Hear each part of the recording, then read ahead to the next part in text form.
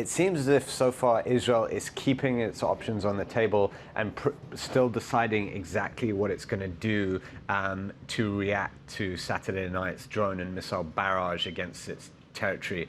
Obviously, this was a major and unprecedented attack from Iran.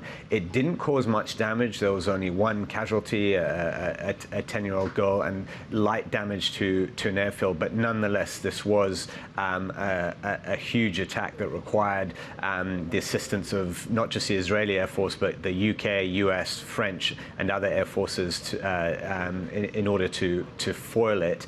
The US, the Europeans, and Arab states are all trying to urge restraint on the part of Israel. The last thing they want to see is this conflict in the Middle East escalating and getting more serious than it already is.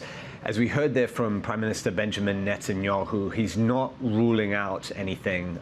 He isn't being extremely gung-ho and saying that Israel will react aggressively to what happened on Saturday night. But as I said, that's still possible.